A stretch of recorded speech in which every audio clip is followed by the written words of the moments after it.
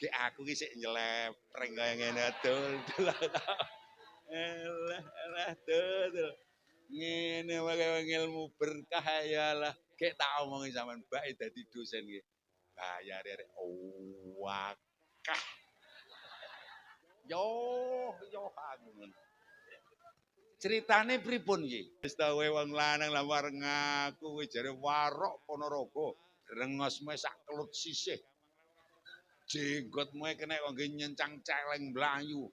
Ngilmumu sundul langit kondangmu jagat itan jagat kulon. Donyamu separone desa ndala Pongrawan. Eleh taek. Wong lanang lek wis rati openi bojo kepleh. Nun sewu khususe ibu-ibu kula nyun pirsa. Dulur-dulur jenengan tangga-tangga jenengan wong Ngurawan mriki jaman wis makmur penak ngeten iki ben dinten ngoten nggih enten tiyang sing gaene kur sambat ngoten nggih enten Bu. Kathah wonge ya bodho nyang ini Mas. Muga-muga bar pengajian iki donya apik ya ben sugih ya ben sing penting bar pengajian iki sedaya ayem tentrem. Allahumma ana apa sira susah kranten apa bunjenengan gresah wong Gusti Allah Maha. Jane cangkeme ya iso kabeh. Ngono kuwi ya kur ning lambe tok apa ya teko ngati. Muga-muga lahir tumusing batin. Allahumma lenyapa lho wong awake dhewe dikeki urip nganti sasi sura taun 48.448 niki nyun sewu. Ora kersane awake dhewe kok. Awake dhewe lahir ten donya niki ya ora karepe pake awake dhewe kok. Awake dhewe lahir ning donya iki ya ora krana karepe mbahe awake dhewe kok. Sing ngersakne tabarakalladzi biyadihil mulku wa huwa ala kulli syai'in qadir. Nggih niku Gusti mugi-mugi mundhak nyun sewu, nyun ngapunten bolak-balik kula omongke. Nyun sewu, awake dhewe lahir niki sing lahirke ten donya niki lantaran ibu ning sejatosipun Gusti Allah. Sembarang pun dicepaki karo Gusti Allah. Lah nyapa kadek bingung. Dong saiki lho sekolah do dur-dur. Panganane bodho enak-enak sandangane tak delok. Yo. Jenenge nyang pengajian tak delok ibu-ibu Ngurawan iki. Pacane kaya artis kabeh. Alhamdulillah. Nyun sewu lho Mbah Lurah, aku mlebu menggok Ngurawan ngulon ngene. Mataku jan kaya bloloken. Mengungiwa isine omah mentereng, mengonengen isine omah gedhong. Alhamdulillah. Ngono kok sik bingung susah iki kok susah apa gombalemu ki ya. Lah wong biyen lho mbae awake dhewe lho nyun sewu tamat SD nyun sewu. Mergo dhek wingi dalu kula ngaos ten ngene mriko Rejo Tangan. Lah aku ya nyanyi ana apa sira usah. Lah kok enten ibu-ibu muslimat sing ngadeg cengkelak. Lah kok ora susah piye lho Nun ngono. Kok ya jangkaro aku ngono. Kowe apa ora ngerti anakku wis kebacut 5 kabeh njaluk diopeni kabeh njaluk diragati ngerti aku ngono. Wong anakku dhewe pirang-pirang. Ning Gusti Allah paring putra ngekeki putu. Lah mbok jumlahe pirang jinah to yo. Gusti Allah tanggung jawab ngrejekeni anak putune awake dhewe. Allahumma lha kok wonge malah karo metetek karo mlengos gek buktine apa lho. Aku ya rada cegeh matamu pocek aku ya. Nyun sewu assalamualaikum. Mbah-mbah awake dhewe lho sing pun rada sepuh-sepuh pake awake dhewe mawon nyun sewu. Piyantun biyen niku sekolah mboten patek dhuwur-dhuwur, nggih mboten? Paling tamat SD, MI, pol-pole sanawiyah mondok ukur-ukur nyun sewu. Panganane lho darane sego tiwul, sambele plelek, kulupane godhong telo. Nyapa wong biyen ngantek umure ngantek 80 tahun. 90 tahun, 100 tahun nganti sepuh ijek sehat. Lah wong saiki lho panganane iwak ndok, tahu tempe rung dianggep lawuh. Nggih mboten? Neng nyapa umur 50 wis bodho tek lah. Kurang lek nata manah mergo manahe ngresah. Ngoten lho nggih. Nggo sedaya mawon manahe ditata, imane dikandelke, muga-muga sehat panjang yuswa. Allahumma. Lah murahing Gusti Allah ning endi tak dudohi tenan wong biyen lho. Tamat SD anake 10. Nggih mboten? Enten sing putrane 12. Lah wong saiki lho suwarjana ngantek teko S2, S3, mondok perang-perang puluh tahun.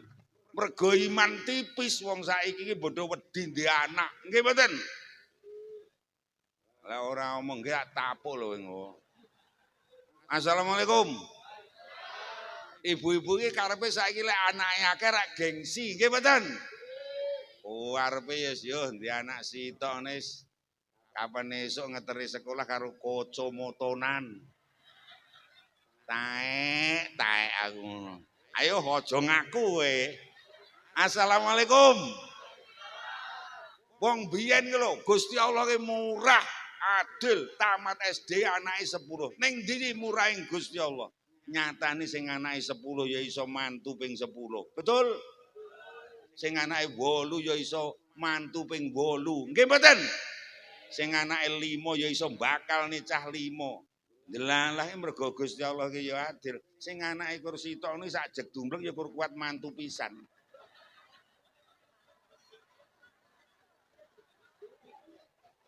Ya ngono ki lek diomong ya kaya iki wong ran. Lah mantokne sapa ora ngono to, nggih to. Nun sewu kudune lek karo dipikir ngangge utek ya ora nganggo ati sing iman. Wong banding ni anake 5 karo anake 1. Nyambet gawe padha mempenge. Kudune sing anake kursi tok iki wong rung ngragati cah sitok. Yo turane pirang-pirang, omahe pirang-pirang nggon. Bolak-balik iso rejan-rejan syukuran rupian-rupian. Mboten ngoten Gusti Allah. Ke anak kursi tok ndandelalah ki mantu ya pas wayah corona. Ora oleh BC-an yo. Wong kococot musisan kowe. Nggo sedaya mawon kanthi bersih dusun dalu niki sedaya manah ditentremke sedaya mawon nggih. Gek nyuwun sewu nyun ngapunten. Wong urip ki nyapa kok susah. Wong urip ki kur kaya bulan. Wau dawuh ulama ampun kula waos. Wong urip ki kur kaya bulan sasi sura lho persis kelawan cahyane. Lire pripun iki? Lek bulan niku umure rata-rata 29 utawi 3 dasa dinten utawi dalu. Neng lek kula jenengan sedaya lek unak-unuk neng Ngurawan kene iki umate Njeng Nabi niki cara umurke kenek tidum padha rata-rata meh sami kalih sinuwun Kanjeng Nabi kirang langkung namung 23 tahun punjula ya ora akeh kurang nggih mboten kathah. Neng tetep ndonga muga-muga sehat panjang yuswa. Gampang lek golek sandang pangan, gampang lek ngomong anak putu, Pak Lurah gampang lek noto rakyat desane. Allahumma amin. Allahumma dalu niki kur genahke sura ki nggone wong maneges nyun sewu. Wong uripke kur kaya bulan. Kowe nyapa kok susah. Ora eneng kok bulan ki sesasi langsung ujug-ujug mluwetor tanggal 15. Betul? Lah wong sakniki eningi bolak-balik gering, urip ki ora tentrem ujug-ujug sing dideloke tanggane sing omahe tingkat. Tanggane sing mobil montore anyar. Nggih mboten? Gek nyun sewu khususnya ibu-ibu. Assalamualaikum. Jenengan ki lek eneng tanggane ndawadak tuku mobil anyar ngoten, ati sampean ya suweneng apa cegeh? Oh, ngapusi aku tak tapuk kowe ora omong. Assalamualaikum. Lah nggih kaya ngoten niku, tangga lho ora ngerti nyun sewu tangga sing sakniki omahe apik, sing duwe akeh, sing kendaraane apik. Nyun sewu kuwi kabeh kur kaya bulan tanggal 1 Jlirit cara kula jenengan sedaya nyun sewu lagek lahir. Gek bayi sak donya iki mbiyen kabeh nggih padha gek jenengan kula maturi. Lek mbiyen iki asale ya bayi cilik lahir ngoten nggih sami percados. Ya percaya. Gese ora langsung ganteng-ganteng ayu-ayu sugih-sugih ngeten iki nggih. Saestu nggih. Gek nyun sewu pas wayah lahir dadi bayi mbiyen ya bodho kemutan. Blas. Lah mulakno kula tak lang-langne niki wau ya. Mas ora patek adoh niki nyun sewu ya tak langne kula ajeng ngelingke wong sing lali pas wayah lahir. Enten 3 catetan niki kudu eling sedaya sasi sura kudu ngerti. Awake dhewe mbiyen pas wayah lahir ten donya niki enten 3 catetan penting. Siji boten gawa, boten beto, boten ngasta napa. Ingkang nomor kalih boten saged, boten iso, boten godak napa. Ingkang nomor 3 boten duwe, boten kagungan, boten gadah, boten gablek napa. Krana berkahing Gusti Allah awake dhewe sing biyen lahir ra iso ra duwe ra nggawa apa-apa. Lah saiki lho, lah kok malah bodho iso, bodho duwe sembarang kalir. Alhamdulillah. Apa sing kok susah iki? Mulane Gusti wau tekon. Nyun sewu, jenengane jamune napa iki? Jamune ati aku yo ngene. Atine pripun lek tangga mbangun aja pegel aku. Ngono wis to ora lek mati-mati aku ngono. Ngono ki mlane kula saiki krasa kula iki krasa tuwek nek cetuk mahasiswa lho kowe kok iso ompong aku. Assalamualaikum. Kula dongane sedaya sehat nggih. Allahumma wong urip niku asale kur kaya bulan tanggal 1 awake dhewe lahir nyun sewu. Gek nyun ngapunten gek bayi jaman semono ki lek jenengan supe tak elingke. Sampeyan bare niku terus miring, bar miringke mbrangkang, bar mbrangkang terus playon, bar playon mlebu TK terus nyang SDMI. Gek tak delok saiki dadi bayi gerang-gerang. Assalamualaikum. Assalamualaikum. Ning jaman ruweja kaya ngeten iki Tendala apa mriki tak Ngurawan mriki nggih tasih enten sok-sok bayi lahir ngoten. Dadi tekoni arek blengang blenggongnya piye to. Tasih enten sok-sok bayi lahir ngoten. Kathah. Alhamdulillah Mbak Lurah rakyat sampean ya sik padha produktif alhamdulillah. Nggih nyun sewu Bu, nyun sewu Bu. Bu enten mriki niki lek enten bayi lahir klekar ngoten nika mbuh tangga mbuh dulur ngoten tangga teparo nggih sami ndelok bayi jagong ngoten. Saestu to? Arek persis tiyang nggen kula. Tiyang nggen kula niku lek kapan enten bayi lahir sak RT ngoten niku 33 omah, 33 griya ngoten niku ibu-ibu ki bodho jagong bayi. Biasane bar maghrib menjelang maghrib ngoten niku bodho ngempit ruko ngoten mampir masjid nggen kula melok jamaah maghrib. Bar kula dongani mangkat bareng-bareng. Bareng tak usut, nyapa to mandhak jagong bayi wong sak RT dadak bareng-bareng ya. Mbak iki gawane iki kur sak mit. Dadi iki ora wani mangkat dhewe. Ya kaya kelakuanmu lho ta ngono. Pun model nggen wis cerita ringan-ringan Mbak Lurah wong ya hiburan mawon. Assalamualaikum. Nyun sewu, nyun ngapunten. Nyun sewu cara nggen kula sakniki jagong niku mboten tingoni. Diparingi kopi napa teh senek ala kadar. Mireng adzan ngisak nggen masjid nggen kula pamit kondur terus melok jamaah isya. Sing lek bar kula dongani bar jamaah isya niku biasane ibu-ibu langsung biur mulih kondur. Lah mosok bar jagong lho wong sak RT. Lah kok bar tak dongani bar salat ngisak ki arek ndak mulih. Ruasan-rasan wong sak RT. Ning Serambi ki lek ngrasani ki ya mening lho ya. Sing dirasani ki ternyata ya bayi cilik sing bar dijagongi. Kula ngrungokne men ya rada kudu guyu kok.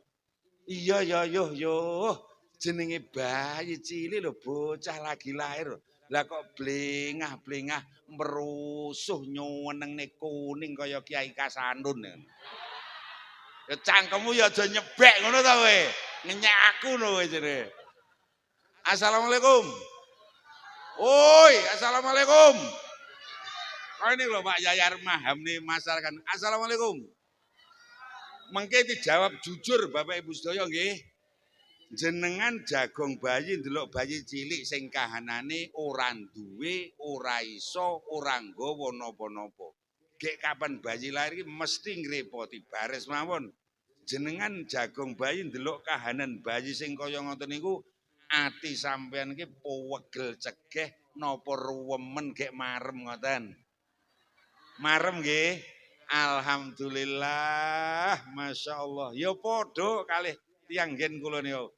Delok bayi cilik lho ora duwe ra iso ra nggawa apa-apa ning kabeh tiyang wanasu kalih utawi para manungsa kaulakum kang ana ing kiwa tengenira kabeh dohikina padha guyu cekikas-cekikis masrurina padha bungah kabeh. Alhamdulillah. Halo, assalamualaikum. Bayi ngat jaman biyen awake dhewe lahir tekan bayi saiki niku kahanane padha. Nyun ngapunten nyenengke gek wau kula matur jenengan bare terus miring bar miring brangkang terus padha mlebu TK SD gek tak delok saiki dadi bayi gerang-gerang biyen ra gablek apa-apa kabeh wong delok awake dhewe seneng gek nyelot gedhi niki panggah nyenengne apa nyelot gregetne yo aja to. Wong biyen ora gablek apa-apa wong kabeh remen muga-muga tambah yuswa awake dhewe iso kaya bulan purnama. Allahumma napa yi bulan purnama puncak keberhasilan. Desa Ndolopo Ngurawan harus menjadi daerah seperti bulan purnama. Allahumma iki bocah cilik-cilik, bocah iki, bocah pira iki, kenten mburi, kenten masjid, ora leh iki ning ndang niku le, ndang niku. Ki engko rame iki kan ngene Pak, niki Pak. Iya ning niku delok niku ning jero, ndang. Man ya ndang, ning masjid kan menak ndang. Ayo. Ganggu mengke wis to, ndang kono lho. Nggih, diatur teng masjid ndang. Ning kono ora leh gawe cah cilik niku ora kena ngrungokne ceramah. Ganggu, kleru panitia lek cah cilik dhewe ning niku. Ayo ndang mriko. Ora tak terusne engko lek cah cilik ora ngalih. Lah soalé ngat sore mang ya wis kuwi ya. Ndang kono dolanan HP kono. Nah to, ayo ndang cepet. Ah ngono lah lek ora ngono pengajian ora sida no. Bocah cilik niku ora kena diulang ceramah niku praktek kudune. Ah riko kono padha jegur jeding kono. Ngono ya. Assalamualaikum. Oi. Dalu niki sasi sura nyun sewu, ayo ndonga bareng-bareng nyun sewu bersih dusun, muga-muga kanthi bersih dusun dalu niki estu khususe dusun Ngurawan dadya dusun sing mencorong kaya bulan purnama. Allahumma amin. Allahumma lah mbok kok omahmu kok tingkat 5 mobilmu anyar kinclong-kinclong duitmu akeh. Kuwi nyuwun sewu ora marai mencorong sing marai mencorong ki ya rai-raine awake dhewe iki ngono ta ngono. Kaya mawon. Muga-muga tambah berkah. Gek nyuwun sewu Bu. Lek enten Ngurawan mriki lek enten bayi lahir lagi lahir ngoten ya dislameti dibrokohi ngoten. Saestu to? Didamelne bujeng kuat ngoten nika. Lah dalu niki bersih dusun arek upoe ora eneng iki apa jare? Sing tak kajat nih apa taek wae aku. Nama Pak Sasi Suruh tak ngomong, jajal lah, kita remuk panitia gue. Assalamualaikum. Neng ajeng soyong nopo niki pengetan suro bersih dusun gek brokuan bojeng kuat masih ora eneng nggih tetep kula kajatke. Gek saderenge kula kajat niki gek engko atake kene wong gawe bujeng bentuke beda karo nggen kula. Nyun sewu enten mriki niki nyun sewu Bu lek ndamel bujeng nggih ngandhap ageng terus nyelot cilik lincip ngoten nika. Saestu to? Lah kaya padha bae. Lah nyapo ora kok gawe kotak to utawa bunder ngene. Assalamualaikum. Ini Gus Muh Yai sedaya wong kurunya warga Nahdien sedaya kudu ngerti. Awake dhewe ben diarani gugon Tuhan. Bersih desa jerene nyuwun sewu musyrik. Mula tak denahne dina iki. Wong slametan jerene musyrik. Kupingmu rungono. Assalamualaikum. Niki dalam bahasa kampus namanya simbol ritual. Simbol ritual piwucal sangka para wali sepuh, kiai sepuh tanah Jawa zaman madheke tanah Jawa zaman Jo Majujo. Mula kapan enten kedadian penting, enten peristiwa penting, mergo nyuwun sewu nyuwun kalih nggene Gusti Allah dilambangke awake dhewe brokoan. Ngoten lho nggih. Lah brokoan niku napa? Brokoan iki basa Jawa, basa Arabe wong aku iki ahline basa Arab. Tolabul barokati tegese nyuprih Lah lek berkah ki apa lek ning kitab unine ziyadatul khairi minallahi taala. Jaluk tambahi kesaenan, ketentreman, kemakmuran, kawilujengan king ngarsa dalem Gusti. Lah nyapa dadak dibrokoi dadak dijalukne tambah uripke ora mungguh. Lah nglahir klekan lho ora nggawa ora duwe ra iso apa-apa. Lek ora krana barokah ing Gusti Allah, bangka biyen kowe tak omono. Kaya mawon, nggih. Pramila wonten ing dalu punika Mbah kami tuwa ngurawan kempal kajat kalian sedaya masyarakat ngawontenaken sedhakuan ingkang arupi brokoan bojeng kuat. Taek ora eneng. Kanthi pangajap mugi-mugi sedaya jamaah warga ngurawan pinaringana gesang ingkang barokah kuat wilujeng. Ingkang nomor setunggal dipunagengaken ngandhapipun dipunagengaken lan dipun kiyataken imanipun. Ingkang nomor kalih mugi-mugi jamaah sedaya dipunagengaken ngandhapipun dipunagengaken ngilmu pangertosanipun. Ingkang nomor 3 mugi-mugi warga ngurawan Ndolopo sedaya dipunagengaken lan dipun kiyataken akhlak budi pakertinipun. Pikantuk sawab pangestu lan tambah pandonga saking para yai lan para pinisepuh saha para undangan ingkang sawi katuran rawuh mriki sedayanipun. Karepe yai, karepe wali biyen madheke tanah Jawa nuntun anak putu ndongakne anak putu nganggo bojeng kuat ki maksude gedhekno ngisor 3 perkara. Halo, assalamualaikum. Kabeh pengen uripe barokah kuat wilujeng iso mencorong kaya bulan purnama nggih. Anak putumu wong urawan gedhekno sik ngisore, aja ngantek gedhi dhuwur. Lek ngantek gedhi dhuwur bojengmu nggoling yu 2 taun kowe. Wis ra tau salat, wis ra gelem sekolah, kelakuane ra karuan. Eleh wis taun. Lah mbok kok binggeli dawa dengkulmu ta. Eleh gaya tok eleh paling-paling kuat 2 taun guling bojenge. Muga-muga paringan barokah kuat wilujeng. Mula bayi sing lagi lahir saiki dibrokoi neh dalu niki sasi sura. Muga-muga berkah. Lek treping tenan aja kuroman amin meniren cangkemmu bodohan. Assalamualaikum. Nomor 1 digedhekne imane nggih. Saya tekon-tekonan bare-barisan lek cara wong urawan Ndolopo agama iki penting ora? Iman penting napa mboten? Tak balik neh iman penting napa mboten? Agama penting napa mboten? Weh jan Mbah Lurah. Rakyat sampean tegas tenan. Menting nih agama. Alhamdulillah sayang kula niki tuwek kekek kan dosen aktif. Dosen niku lek matur ora kena ngawur, ya kudu ilmiah. Ilmiah opo? Ilmiah lek cara bahasane logis, logis ki masuk akal makul. Nomor 2 empiris. Empiris ki eneng buktine. Ora kena dosen kojah ngoyo-woro, kudu mawa dasar eneng buktine. Ngoten lho nggih.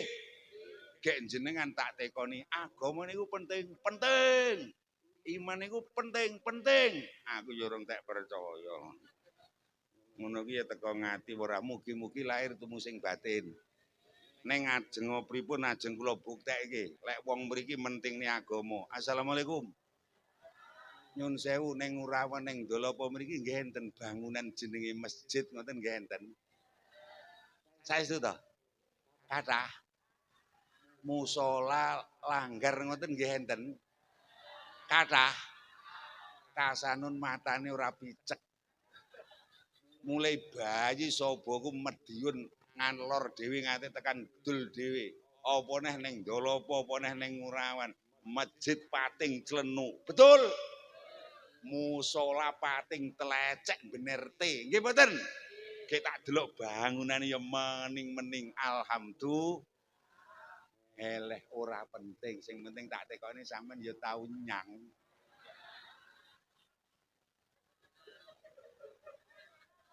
Ayo kowe nyeki kiso ngaku wong iman ora tau nyang. Lelek kur ngomong nih masjid Balura saiki ngendi masjid elek. Betul. Ngendi desa lingkungan sing masjide ora akeh, musolane ora kathah. Masjid musola sak nggon-nggon, bangunane mening-mening. Alhamdulillah. Ora penting, sing penting kowe ya tau teko. Ya wis muga-muga pokoke bar pengajian lek trekene pengin slamet, pengin tambah mencorong, tambah makmur, nggo sedaya mawon bodho nggatekke masjid musala. Insyaallah dipun berkahi karo Gusti Allah. Allahumma nyun sewu, tak jawabane dalu niki. Bos esuk jek arek ning hiburan sewengi utuh. Assalamualaikum. Hei, assalamualaikum. Sing marai urip ki ruwet. Nyun sewu golek ekonomi angel, nata anak putu angel, masyarakat ora tentrem, mbah lurah nata masyarakat angel. Kuwi sebabe ora rena-rena. Sebabe kursi tok. Awake dhewe iki bares mawon, awake dhewe niki rada kakean pisan kas kakean Ayo ora percaya wong sakmene iki ngacung sapa sing rumangsa ndak ndek dosa blas. Ayo ngacungo. Ya iki ya oleh. Assalamualaikum. Lah ngaku dhewe ora wani ya. Kula niki mangkat kena godho aku ya oleh dosa ta. Oleh dosa ki 3. Sing loro rahasia, Gus. Sing sita tak dudulke. Kula wae budalke ya nyuwun sewu ya wis rada kesusu wong bar ngimami ngisa dadek ning tamu. Nyuwun sewu. Cek yo panitiane nganti esuk wis WA mawon. Lah kok dadak dalan Demangan ngalor jog jeruk sing ditutup.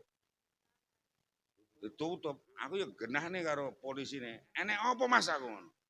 Unida enten kegiatan kontor. Amput aku ya ngono. Dosa apa ora? Kuwi kiai, opone sing ora kiai kaya baramu. Kowe kula diubeng ning ngabar ngulon jong dengok kowe balik teko kene wengi nyun sewu.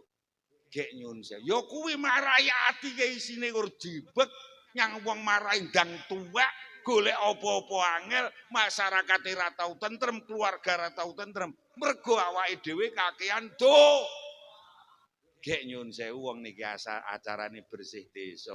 Bersih desa ki ora nyapu kok, ngresiki dosa, ngresiki manah kula jenengan sedaya ben ketok mencorong kaya bulan purnama. Gek nyun sewu mumpung panggih. Umpami kula dudohi carane ngresiki dosa ben dinten. Ben uripe bodho penak, bodho bersih saestu ngoten purun. Saestu nggih. Kanten nggih. Mulai ngaos. Bismillahirrahmanirrahim.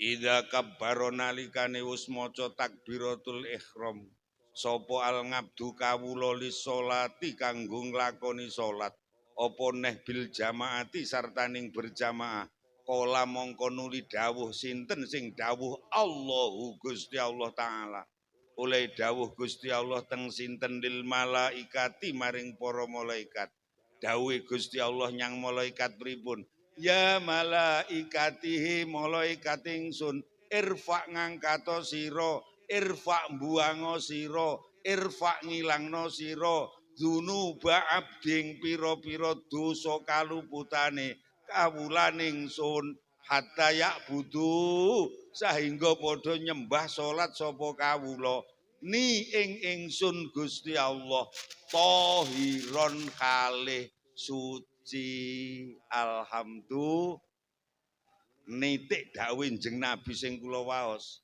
Lah mbok paribasan awake dhewe ingat bayek lahir cletet tekan tuwai glubrut dosa to kan. Nyun sewu, janji sik gelem sapa masjid melok jamaah njaga salat kanthi tenanan. Dosane awake dhewe di ngapura karo Gusti. Allahumma kabaroke maca takbiratul ihram. Aku jujur nyun sewu. Melok jamaah nyang masjid utawa nyang langgar sedina sewengi ping 5 gaya nenteng abot. Abot padha. Ayo nyun sewu, mulai bersih desa niki mbok nyun sewu aboto paribasan kaya nyukil Gunung Lawu. Aboto paribasan kaya newu segara kidul. Mbok ayo to ben uripe padha penak, ben padha slamet donya akhirat. Ora ketang sedina pisan dilangne melok jamaah teng masjid. Nggih. Insyaallah syukur lek iso ping kalih. Allahumma syukur lek iso ping 3. Alhamdulillah. Syukur lek genep ping 5. Allahumma amin. Alhamdulillah. Kabaro niku maca takbirat. Lek kur iso nyang pisan, Gus. Omongane wong lek kur iso nyang pisan tak dudahi wektu ki masaku sing ora repot magrib. Nggih mboten. Mergo aku roh masjid kene iki rame ya kur lek magrib ngono. Assalamualaikum. Assalamualaikum. Kabaro niku maca takbiratul ihram. Umpama lho nggih. Ngisak wau kula nderek jamaah ning masjid mriki lagi usolli fardhul isya'i arba'a raka'atin mustaqbilal kiblati adaan imaman dadi imam atau makmuman dadi makmum. Kabaroke maca takbiratul lagi Allahu Akbar. Gusti Allah langsung bengoki malaikat. Ya malaikati artine hei malaikat ingsun. Jawaban to men. Ben aja ngantuk aku ke. Hei malaikat ingsun. Ayo ngono lho. Kalau kasanun camlarak Ponorogo. Sak bolone wong Urawan salat ning masjid lho. Salat misal. Dosane kasanun sing gadel mulai delaman tekan bun-bunan wit bayek tekan tuwek. Sak bolone nyang wong sing melok jamaah kae. Irfa angkatan gua nyang langit. Ben kasanun sak bolone wong Urawan sing melok jamaah isa kae. Lek nyembah ingsun tohiron ing dalem kahanan suci. Alhamdulillah. Urung maca apa-apa lho bulake. Allahu Akbar. Dosa wis entek mreteli resik gasi tau. Penak napa mboten? Yang penak ora tau nyang. Muga-muga bar niki sedaya sregep teng masjid, nggih. Nggih. Insyaallah Allahumma bersih desa ya kur ngono ki pokoke wonge kabeh sregep masjid insyaallah desane makmur tentrem. Allahumma mulane kula iki kapan wis ngimami ngoten niku Bu. Kapan wis Allahu Akbar wong kula niki imam masjid desa umat omah kula iki klet masjid. Kapan wis Allahu Akbar aku ning ati wis mesam-mesam. Eleh dosa resik. Yo ya menake kaya ngene. Alhamdulillah. Mulane kula mboten tahu kok maca Fatihah niku tak guwae-gae. Tak kuwirok-kirokne, tak luwagok-lagokne blas aku. Nyapa mandak dosa resik aku ya ngono. Aku maca Fatihah ya kur biasa contone ngeten iki. Ghairil maghdubi alaihim waladdallin.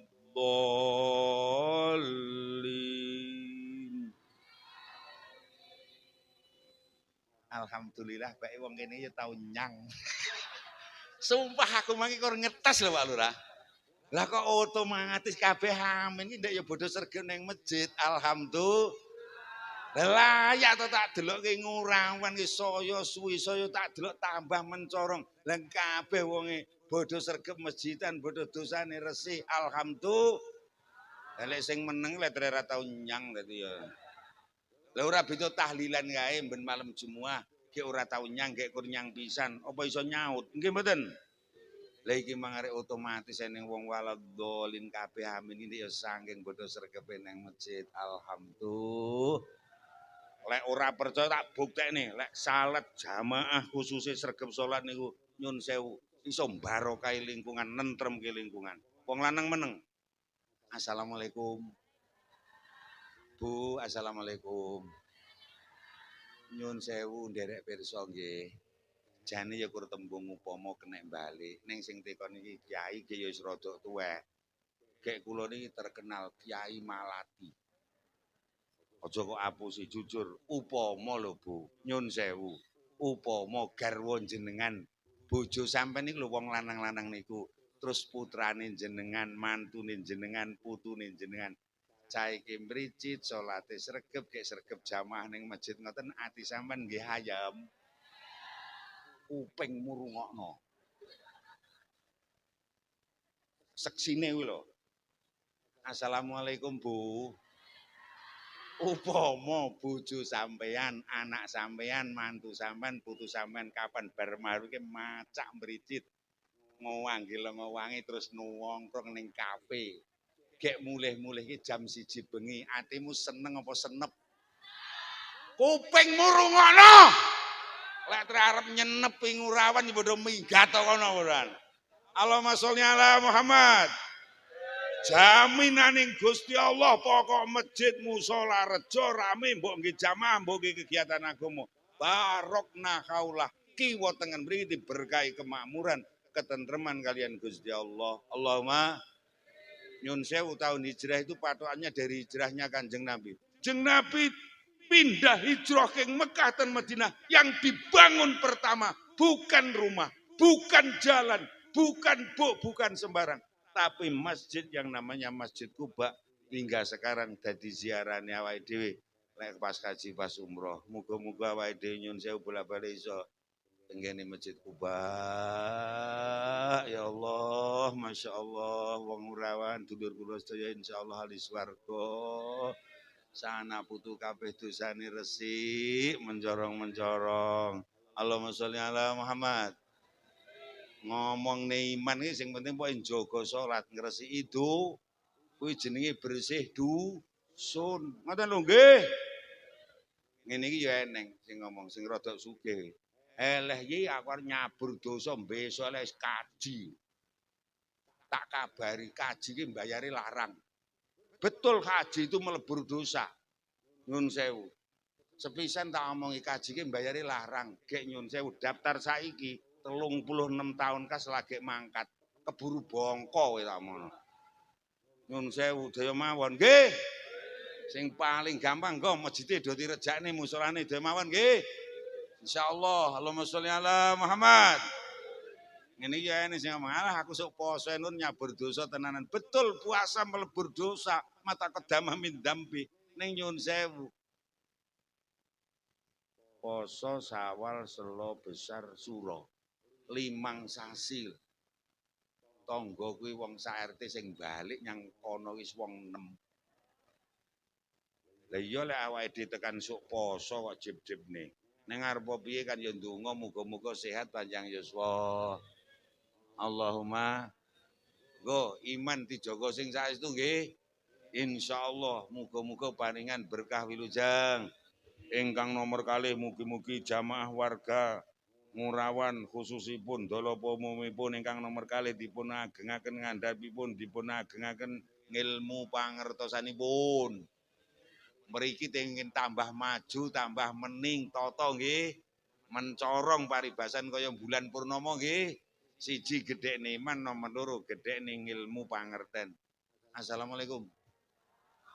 Tiang mriki nyun sewu putrane ya bodho disekolahne ngoten. Ya bodho di madrasahne, salok ya bodho mondok, bodho kuliah ngoten nggih. Sore bodho TPQ diniyah ngoten nggih. Alhamdulillah lajeng nyun pirsa, ngilmu niku penting napa mboten? Lek wong Ngurawan urung nganggep ngilmu ki penting khususnya ngilmu agama, aja karep-arep desa mutata. Ning saya yakin betul dengan sak dusun ngenekne suran, lah kok ngantek seminggu iki. Akhire wong jegek kabeh. Nomor 1 wong beriman kok. Alhamdulillah. Nomor 2 wong ngilmu niku penting nggih. Gek nyun sewu. putrane enten sing wis tamat SD, MI, Sanawiyah, SMP, Aliyah, SMK, SMA, ngoten nggih. Alhamdulillah berarti oleh ngilmu. Kek wong mriki nyun sewu.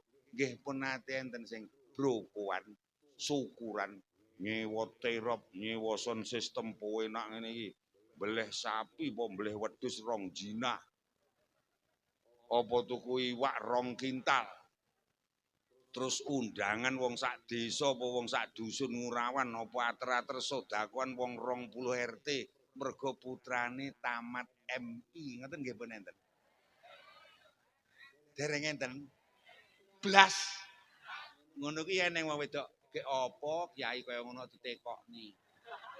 Tamat SD MI kon nyelameti. Ya tak unggahne titik. Ngilmu wau penting nggih. Ya. Pun wong mriki nggih pun enten sing syukuran kaya kula tekokne wau. Mergo putrane tamat SMP apa sanawi, aliyah apa SMA apa SMK ngoten nggih dereng enten blas. Lah iya cangkemmu ngapusi aku. Barang niku lek dianggep penting lek olah disyukuri, minimal marem syukur lek dibrokoi, syukur lek disyukuri disodakoi sing geden-geden. Mergo niku barang ngilmu penting, wis saiki tak banding nih. Nyapa saiki bocah kok sekolahe dhuwur-dhuwur. Sarjana mondok puluhan tahun ning ora nambah api, golek gawean malah loso ya angel. Betul? Lah mergo ya nyun sewu, mergo ya ora kok broko iku. Assalamualaikum. Tak banding nih Dirasatul Muqaranah studi perbandingan. Saiki ngene tak genahne. Assalamualaikum. Jujur, lek cara wong sing rawuh niki bojo niku penting napa mboten? Sing tegas, bojo niku penting napa mboten? Lek kuwi rasah tak buktekne. Omongan sampean bojo kuwi penting, ora usah tak buktekne nyatane wong ora wong ndol apa. Lek kapan oleh mantu, oleh anak mantu utawa oleh bojo. Yo. Mandak lekas oleh petung mantu, nek lagek petung manten wis brokoan. Betul? Arepe akad nikah sesuk jagongan sewengi utuh, solawatan, sodakoan, brokoan. Betul? Sing nomor 3 lek wayah temu manten wong sak desa, wong sak kecamatan diundangi kabeh. Nyewa sembarang kalir, ragate mantu ke pirang-pirang puluh juta. Sok-sok balik nih becek ngene iki 15 tahun rung tak lah ngono. Syukuran mergo bojo kuwi mula yu mergo kuwi barang penting, bojo kok syukuri kok brokoi kaya dalu niki. Alhamdulillah. Masih mangkat rabi ki oleh mantu ki ya ora patek ganteng, ya ora patek ayu, ya ora patek sugih. Pinter ya ora nemen, ning mergo kok brokoi dadi barokah mencorong tenan. Lah buktine apa iki? Mangkat orang nggawa apa-apa alhamdulillah barabi setahun wis di anak alhamdulillah rabi 2 tahun lekas iso toto gawe omah Allahumma tambah tahun tambah toto tambah mening tambah tua tambah umur lek bojo barokah kuwi malah nyenengne malah ngayemke malah ngangeni nggih mboten. Nyun sewu lho, awake dhewe lho, mergo bojo sing barokah. Kek nyun sewu, Bu. Assalamualaikum. Bares mawon nek bapake lunga teng pundi tindak nyang pundi rada adoh. Sampeyan ya jek ngarep-ngarep mulih. Nggih. Alhamdulillah Pak, lha awake dhewe iki bojo barokah wae. Ngono tak omong ngono. Mergo napa? Ya wis tuwek bareng sik diarep-arep kon mulih Pak awake dhewe. Nggih nyun sewu bapak-bapak. Lek ibune pas wayah tindak nyang ngendi adoh ngoten sampean ya jek ngarep-ngarep mulih. Mboten. Lah nyapa diarep-arep wong ning omahe dadi kombang wangwung. Gawe niku gremeng wong lanang ayo. Ora ngono. Ngono dadi bulan nek ning omahe aja dadi kombang ngono lho yo. Wong lanang masa nduk le Bu mumang yang ditindak mriko lho para diadoh. Muga-muga ora balik pisan. Ngono lah ning omah dadi kombang kok. Ngono lho, muga-muga sing rawuh niki bulan purnama. Allahumma Kapan bulane mletor kabeh wong marem seneng kapan teko Macen ngono alhamdulillah wonge ora kok teko Macen ngono dampet bajingane teko orang. Nggo sedaya mawon tambah berkah. Allahumma sholli ala Muhammad. Lho bojo ki mergo kok brokoi kok sedakoi kok slameti. Alhamdulillah dadi bojo sing barokah. Contone bojo sing barokah ki kaya Kiai Kasanun. Lha iki lho ya tak dudohi. Aku yahene iki karo Bunyai Timbu aping 3. Nek lho tak wacane. Malih kong saiki lek mbiyen Mas. Kong pun kondur ngene. Ya tak jawab dorong aku biasane ngono. Ya apa iki? Empun supe lho berkate apa maksudnya? Aku ora paham iki apa karepe. Ayo, nah, lah wong wis kadung diwi'ang ngene iki aku engko ya ndak wani mulih lek ndak nggo berkat omongan. Lah tre bojo barokah lho aku itu. Mergo ngertine ning kene mang slametan ngono. Ngaji pundi Bang anu bersih dusun slametan brokoan yang ngurawan Madiun. Ngono lah kok mbek tenan. Assalamualaikum. Bare semawon aku mang ngelikne panitia ngono. Assalamualaikum. Daya mawon dadi wong sing barokah nggih. Nyun sewu, nyun ngapunten. Ngilmu niku lek tre penting, lek wong kene mentingke ngilmu, putrane do disekolahke. Lek wis sekolah nggih nyemangati, dibrokoi, disyukuri. Insyaallah menakne urip. Allahumma kowe tak culekne saiki, nyun sewu. Mriki nggih lek kene iki kutha desa. Lek tiyang nggen kula niku mbiyen nggih ngingu sapi kok pedhete niku lahir niku dibrokoi. Nggih to? Lek pedhete lanang malah dikekne jadah dobel. Nyun sewu. Saestu to mriki nggih lek mbiyen nggih enten wong ngingu sapi manak dibrokoi ngoten niku nggih. Teko sakniki nyun sewu. Mergo aja kaget mergo kok brokoi kok gene bujeng kuat dadi kewan barokah diarani raja kaya. Kok ingu dadine gedhi kenek kok nggih tuku lemah, tuku montor gawe omah, nggih mantu mergo lek adol sapi. Betul. Gek kene iki lek ning cemple lahir ya dibrokoi. Mboten. Mergo ora kok brokoi kok dol payune didik ngono tak omong. Muga-muga tambah berkah. Allahumma lho slametan brokoan bersih daya rungokno lho cah-cah eno kupingmu ora. Assalamualaikum. Aja ngene lho wong gen kula mbah kula mbiyen lekas wong kene ngerti ngurit ora? Ngurit. Ngurit nyebar calon winih pari lho. Mulai mbah kula mbiyen lekas ngurit niku sore langsung slametan ngurit. Nyun sewu bertandur niku nyun sewu ngirim tandur slametan meneh brokoan. Ajenge methik pari ngoten niku ajenge diderepne sikne nyun sewu dislameti dibrokoi. Mula aja kaget mbiyen pari oleh paling pol 20 gedeng. Ora ning mbiyen pari geban iki gedengan. Neng tinggi slametan, tinggi becek dipangan nganti tekan pendak pari lho. Pari isik-isik gek ya turah kepara. Padahal oleh ya ora akeh, mergo pari baro. Mergo dibroko. Lah wong saiki jerene sekotak metune 12 kintal taek. Wong bar panen yen entek resi gasik ngono malah. Mergo ora kok broko. Ngono lho, muga jawulane tenan. Muga-muga tambah berkah. Allahumma amin. Allahumma gek ngilmu wau ya penting. Penting. Lah kok ndekne wong slametan nyun sewu ben rada setengah rada. Ngapunten Gus, ngapunten Yai. Mungkin kan ya jamaah utawi yai-yai Gus-gus niki kan kenal kula mun sepuh. Nyun ngapunten kula niki mboten tiyang cerdas.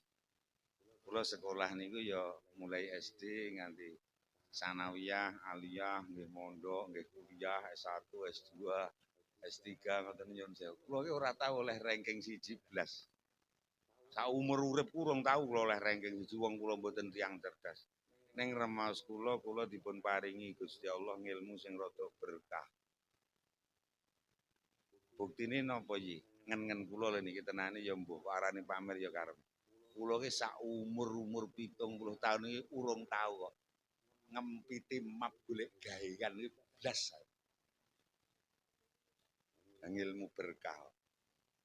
Nyun sewu. Kula niki mbiyen tamat pondok, tamat sarjana iki hampir seluruh pondok niku nglamar kula. Kula niki dulu ustadznya Pondok Pesantren Al Islam Jurusan miliknya MBCN Rumlara yang sekarang santrinya 2.500. Kula niki ustadznya Nahwu Qawaid nyun sewu ten kene Pondok Putri Mawaddah Coper. Kula niki ustadznya Madrasah Sanawiyah Al Islamiyah Bundrang Sawu. Seminggu niku mulang terus kowe ra kok nglamar ora. Direkture niku bodho tenggen kula. Pak Hasanun nyun tulung mucal nggen kula. Ndre aku ileh ilmu berkah. Mulang kula lagi kira-kira 3-4 tahun kula dikirimi surat dari YIN Sunan Ampel Surabaya dikirim nyun sewu kurir khusus mesti iki mahasiswa kena kaji saiku. Nah, kaji saiku dosen apa itu? Dulu masih pegawai beca. Itu tahun 80 berapa pernah ngantar surat tenggen kula pandi waktu ndowe iso urung eneng listrik ngeterne surat korektor YIN Sunan Ampel Surabaya. Bareng tak buka tulisannya kalau saudara ada minat ada lowongan dosen bahasa Arab. Kula terus titip fotoan kopi ijazah sing isipun digalisi terus kapan ngoten kula diceluk dites ukur-ukur kula dikai SK. Kula niki dosen bimbingan membaca kitab kuning makna gandul basa Jawa di UIN Ponorogo ngampe saiki. Jumlah dosennya dan karyawan sekarang 493. Sitok ora sing mlebu sak urungku. Hampir seluruh guru besar Profesor Lutfi, Profesor Riza, Profesor kan mahasiswa kula kabeh. Baturku wis entek mati yo tau. Ki aku ki sik nyelepreng kaya ngene dul. Elah dul. Ngene wae ilmu berkah ya lah. Ki tak omongi sampean bae dadi dosen ki. Bayare rek wakah. Yo aku. Ceritane pripun nggih? Kula niki mbiyen ajar ngaji pertama mboten mawi kitab Iqra utawa Umi An-Nahdhah utawi kula belajar ning pondok mboten pertama. Kula niki belajar ngaji pertama Al-Qur'an niki anu Gus Mo. Tenggene Kiai sanding kula ler kula nika ning Langgar Angkring mbiyen. Nganggo kitab wong kene ngerti ora jenenge kitabe jenenge turutan nek ngarane mbiyen. Ngerti nggih? Turutan itu juz amma surat An-Naba sampai An-Nas. Alhamdulillah masih ora patek cerdas. Kula iki ya katem nggih rada apal. Jenenge mbok kula iki wong desa marem, dhe anak lanang katam turutane. Lah kok mbleh pitik gawe sego gurih dah nembas kom nggih tingkung ngono. Tuwindit nyang Langgar. Pak Yai nyuwun barokah donga kasanun katam turutan. Yo. Katam turutan slameti katam Quran dislameti kula tamat As-Sanawiyah kula dibrokoi tamat aliyah jurusan kula dibrokoi terakhir dibrokoi almarhum simbok niku selain mantu lho niku kula pas kula tamat sarjana kula pun anak-anak kula pun omah lha kok di ngomong Mbak le ngaloro teng napa lho Mbak lah kowe kan bersudah lah tak brokoi alhamdulillah krono brokuan kaya dalu niki alhamdulillahirabbil alamin remas kula tekan tuweke remas aku opone kok nggugu wong ngakon ngaji niki esuk sore awan bengi lek tak gugoni aku ora leret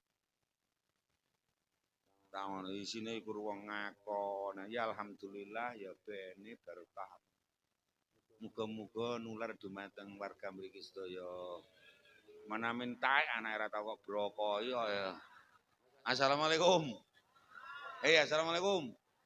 Bocah-bocah kene saiki sekolah bodho-bodho sarjana S1, S2 bahkan dokter S3 ngoten nggih. Golek gaya nang ilmu gampang. Ora angel piye ora tau kok slameti. Ayo muga-muga nyun sewu niku apa motivasi engko sedaya man. Polek kene pengin maju Pak wo. Bocah-bocah kon sekolah sik. Sedaya mawon. Nggih. Madrasah penting mboten? Pak Ustadz, Pak Guru, Pak Yai, wong sepuh-sepuh napa penting napa mboten?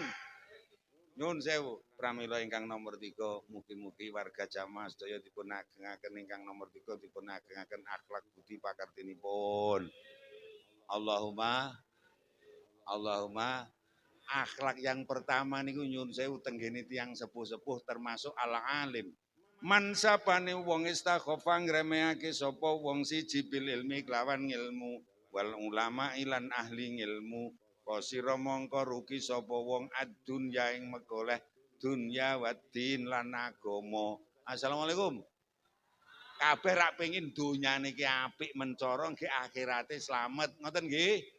Siji aja nyepelekne ilmu, nomor loro aja nyepelekne kiai, guru karo wong sepuh-sepuh. Wis saiki tak boleh Rang. Pak Kiai wong tukang mulang, Pak Ustad, Mbah Mudin kuwi wong penting napa mboten? Ya akhlak langsung iki bersih desa. Assalamualaikum. Nyun sewu, Mudin dhisik dhewe Imam Mudin pemimpin agama penting napa mboten? Mriki niki sosok nggih tasih enten wong mati. Tasih enten. Mriki lek enten wong sedo sing ngurusi nggih Mbah Mudin. Berarti ku ya wong penting no. Lek desa sing ora bersih, desa sing letho Mudin disepelekne. Krungu siaran innalillahi wa inna ilaihi rajiun. Lah ngaturi Mbah Mudin. Lah kok kur nganggo kathok cekak karo kaosan singlet gek bengok kok ngarepan. Den gayamu teko lek ngono. Wah, kuwalat kowe ta ngono. Assalamualaikum. Sanom-nome dirungan ora iso diwarai Kiai Kasanun, nyun sewu digedhekne budhe pakertine. Wong Mudin wong kowe kok gething Mudin, ngati-ati didhisikne kowe. Aku ya ora kenal Mudine sapa ngono. Lah kuwi asistene malaikat Israil arene kowe. Lah wonge mulai bayek ngantek bayi lahir Mudin, sunat Mudin, rabi Mudin, manti Mudin. Kowe ta omong ngono. Wis lek mati lek gething Mudin ora ditering nyang kuburan lho ta omong ngono kowe. Muga-muga sedaya pinaringan daya pakerti ingkang sae daya mawon nggih. Ayo ngaturi Mbah Mudin sing penak nyun sewu Mbah Mudin sisuta sinaya kabundut marasuwan ngarsa dalem Allah taala.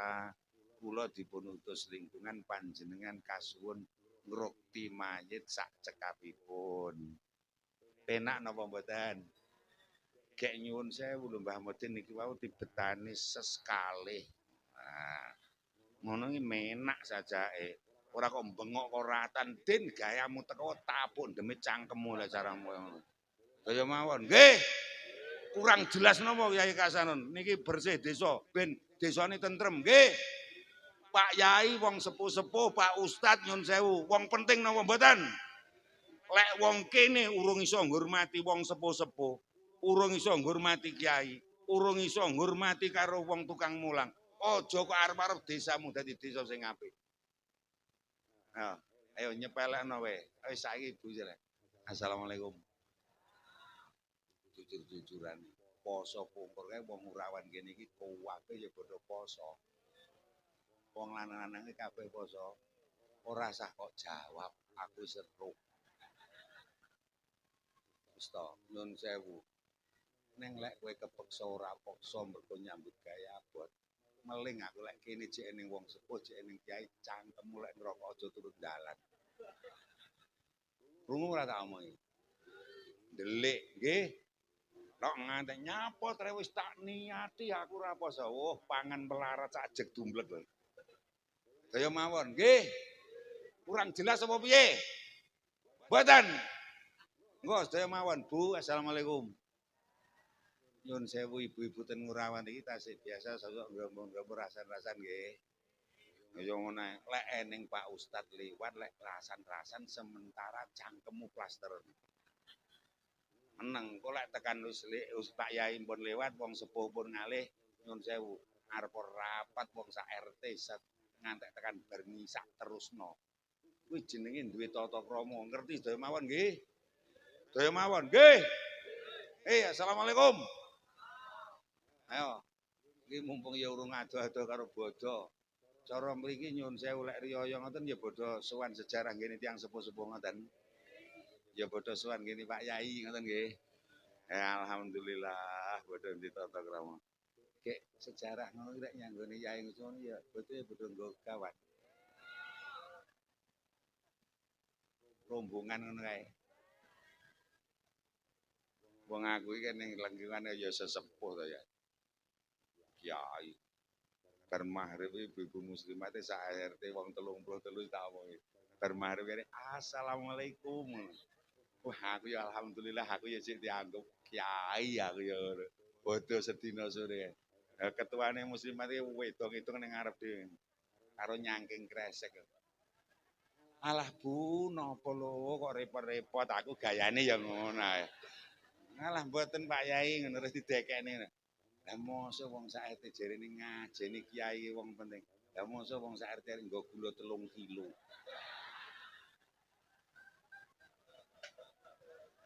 Iya, karo roti mona kae sitok. Aku ya mau alah Bu, monggo aku yo wis wong foto promo tae kaya ngene ya aku ngono. Ning aku kan yo kiai wis wicaksana pol. Masuk gula karo 3 kilo tak tambah. Nggih monggo Bu pinara, monggo aku ngono pinara. Nggih suwun Pak Yai. Lah mosok wong 33 kilo kok burine bergejil-bergejil bocah umur 4 tahun, 5 tahun. Lah kok cah 19 ta itu. Aku ya mak teratap ngono ya. Bayuh lah aku eling kuwi ndak ndek dosa karo cah-cah ya ngono. Neng nggonku ki eneng setengah jam. Untung aku sepisan kiai sugih. Nomor loro aku iki kiai loman. Arep bodho ibu nyai tak omong ibu cepak jajan sing enak-enak sing akeh aku. Nggih anake ibu-ibu muslimat lingkungan iki aku. Wong lek loman suro ini kan nggone santunan yatim piatu nggih. Nyuwun sewu wong lek loman nggih nyuwun sewu. Sepisan daerah bakal patek loro sing nomor loro dikeki rejeki sing rada longgar. Ngono lek loman nyuwun sewu. Angel matine wong lek loman. Ora omong ngono kaya aku iki batur bodho mati. Ngono kuwi. Lah arep bodho wis tak omongi. Lek tangga-tangga ki nyangoni cah cilik-cilik kuwi biasane 5.000 atau 10. Nggon Kyai Kasanun 30 dol-dol. Lah engko atake bodho kek bodho sejarah nggon aku ngono. Aja kok dudu alamate lho Mas ngono. Ngono ya wis. Ah cepak dhuwit iki bunyai serong kebo ya. Diamplopi 30. Nyun sewu. Alhamdulillah. Nek nggon aku ning setengah jam mosok jajan wulung meja resi gas. Aku ya monggo Bu didahar sak taplake aku ya ngono. Ngono pun ning nggonku setengah jam ya wis rada isin lah. Lah ngono kuwi enek kok anake sing umur 2 tahun saking enak-enake jajan nggon aku. Ngono. Lah kok enek sing nyumong mungkruk meja bareng. Camur 2 tahun sing lek menikmati jan. Lah udah dadak muancar rodong. Lah dalah. Aku ya innalillahi wa inna ilaihi raji'un. Gula 3 kilo joli rodong sitok aku. Ngono ki aku ya ibuke kan ya arep nyeneni putrane iki. Aku kan Kiai Sabar Pol ya. Aja nduk kuwi bocah cilik ya beni aku ya ngono. Wis to beni, batin ya tak ketak-ketak kaya tunggal. Assalamualaikum.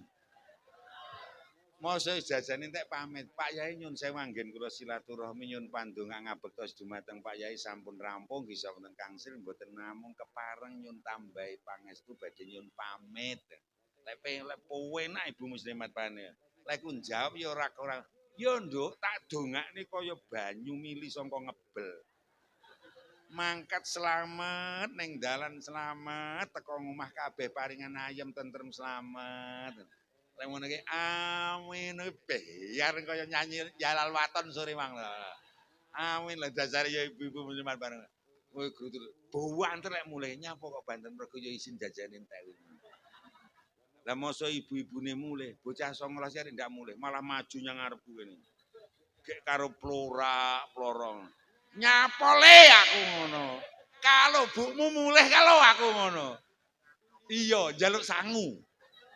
Ge ibu-ibu muslimat ngurawan siji nom-nom ya politik lho, Gus. Mosok arep bodoke anak iki ditukokne tas cilik sing ning cangklongane ora. Ayo aja ngaku kowe. Arek ditulisi kota amal ngono. Lah, ge opo iki aku ngono. Lah untung kene iki Kyai Tatak Sugih. Lah tenan amplop cah ora mulih karo bunyai ya piye dilungi cah amplop 30 cah 19 sampe. Lah bocah saiki lho, bocah 5 tahun 4 tahun matane ro duit to. Lah mosok metu kok omahe teko ngempel, lah kok dibuka urane. Lah kuwaget ning gone tanggoku sangune nggur 5.000 ning gone Yai Kasanon kok 30. Nyapa to Yai Kasanon kok nyelot tuwek, nyelot sugih, nyelot sehat ya. Ternyata meloman. Ngono. Lah mergo didongakne cah cilik-cilik iki urung di dosa, tamono. Cah cilik-cilik niku cah yatim urung di dosa, ndongakne aku. Masa roh sangune 80. Lah kok bengok bareng kaya lehmu nyanyi Indonesia Raya sore malah. Bengok bareng. Yo, kiyaine Sultan.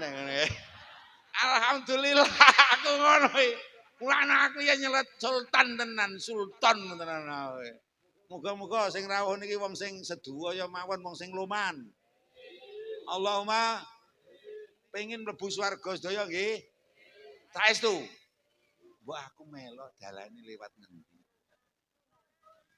Dereng pirsa. Bismillahirrahmanirrahim. As-sakha utawi luman iku sajaratun kekayon wit. Asluha utawi bonggol wit sakok luman iku fil jannati tetep ing dalem swarga. Wa agson halan pira-pira pang-pangane wit luman iku mutadaliyatun glawiran alalardi ing bumi. Luman iki jane sakok niku wit gaib sing bonggol ning swarga. Pang-pangane nglandur sak donya ngiyupi wong sak donya. Faman mongko sapa wonge akhodang jumuk sapa wong husnan ing sak pang minha saking sajaratus sako saking loman koda mongko nutun ilaiha maling swarga. Sampean kok loman masih 5.000 10.000 nyun sewu. Kok sampean loman? Sampean ngelungi duit wong cah yatim nyun sewu. Sampean disedot karo wit niku tenggene swarga. Alhamdulillah. Neng lek kur 5.000 ki pange cilik. Lek wonge lemu kaya sampean kuwi ceblok lah ngono. Lek 30 ora dul. Ngono. Ngerti sedaya mawon nggih. Lah al bakhil kuwi ya wit jenenge bakhil kuwi wit cetil kuwi manggone asluha finnar. Bonggole wit cetil ki ning neraka. Wong iki kok cetil disedot ning neraka. Ngoten lho nggih. Ngono ta omong ngono. Mulane nyanggone kiai kok gula 2 kilo. Lha ngono kuwi ya sik urung mulih bocah ibar bawa. Yo kiyaine sultan ndongakne aku sugih. Lah masa ning lor masjid kae Gus. Cah 19 arek grombol donga bareng-bareng. Gek bocah urung ditusa kabeh. Dongane mesti kabul. Nyun sewu. Lah masa lek ndonga ora usah nganggo hamdalah, ora usah nganggo selawat. Lek ndongake bareng. Muga-muga bodho ngarep Mbah Nun cik urip lek ngono. Kuwi cah 19. Mulane aku batur entek mati ra mati-mati, Dul. Lah terus didongakne cah cilik. Lha ndi lho kancaku yayan kabeh padha mati, aku ora mati-mati. Mergo didongak ti arep-arep. Lah lek aku bodho ngarep ki aku mati. Bodho ngarep bocah-bocah nek ya kangen ngendi lare golek dhewe lho mulai ngono ya. Mulane uga sedaya mawon luman nggih.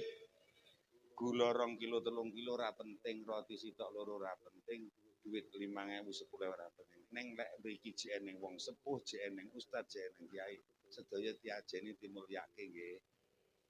Insyaallah tentrem. Allahumma terutama wong tuane dhewe para pini sepuh nyun sewu sing pun sepuh-sepuh. Kuwi termasuk wong sing alim mergo sing nularni tata krama. Awake dhewe saiki iso cila medekel, iso tempo mening. Iso basa sing mulangne masih wong ora tau sekolah niku lek wis sepuh wajib dimulakne mulyakne dhewe mawon nggih lek sik urip mulyakno dengan cara apapun nyun sewu ya apa kok kei apa kok suwani kok jaluhi pitutur apa kok gatekke daya mawon nggih ning lek empun seda kaya dalu niki awake dhewe kintun donga kalih para leluhur daya mawon nggih.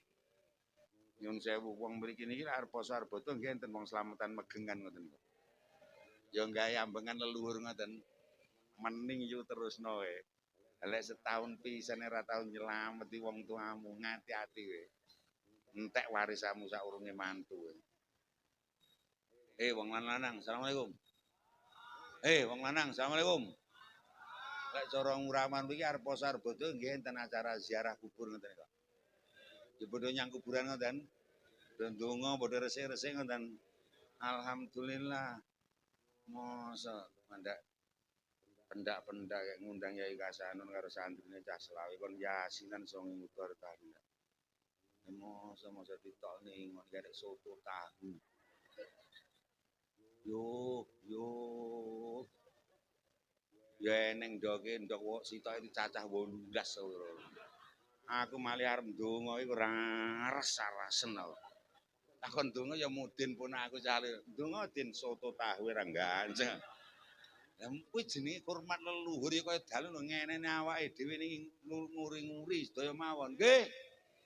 Nyun sewu. Lah nyapa iki kok kaya ngoten niku nyun sewu. Ngono ta mono.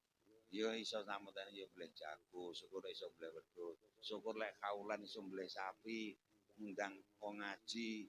Malah kowe ora malah melarat saya sugih saya kondang. Allahumma itu janjine Gusti Allah, janjine agama masa ngapusi.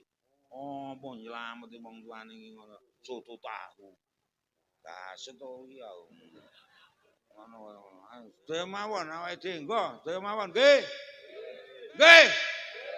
Muga-muga berkah. Lah tak genahne kuwi jenenge akhlak, karakter pamreti kaya niki dijak awake dhewe seminggu niki ra nyun sing ngurmati leluhur. Nggih mboten? Lah nyapa iki kowe ra ngerti. Kecamatan Dolopo iki mbiyen asale alas gledekan Gung Liwang-liwung. Sak kecamatan Dolopo iki alas sing paling wingit ki manggone ning Dolopo. Desa Dolopo. Sing paling wingit manggone ning dusun Rawan ngene iki. Gone demit ilu-ilu Banaspati, glundung pringis, wewean medon, tuyul manggone lho ning dalan kono mau kok ngulon Bundawana. Ngati-ati ta mon. Alas sing wingit nggon demit priprayangan ilu-ilu Banaspati duwo medon tuyul iki karo para pinesepuh sing cikal bakal mriki. Sing sakniki bodho sari ning alam barzah sing didongake awake dhewe. Nyun sewu. Niki alas sing wingit iki titirakati lho. Dipasani, diwiriti, disodakoi, disuwunke kalih ngene Gusti Allah sing Maha Kuwasa nuliti babat. Jim demit ilu-ilu Banaspati glundung pringis wewean medon druwa tuyul minggat resik sangka ngurawan ngene kamu. Lek tumbale aku ora ngerti. Kalau tumbalnya desa ini saya ndak ngerti.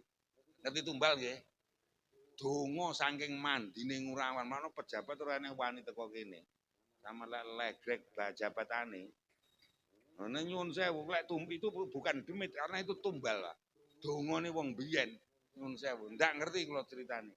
Ning nyuwun sewu.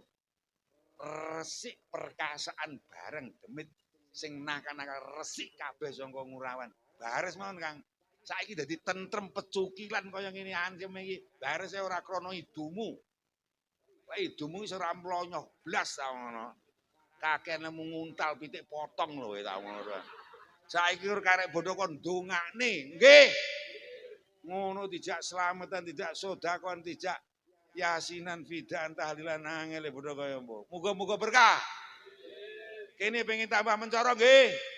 Ayo muni rejo, ayo muni. Tentrem. Rejo.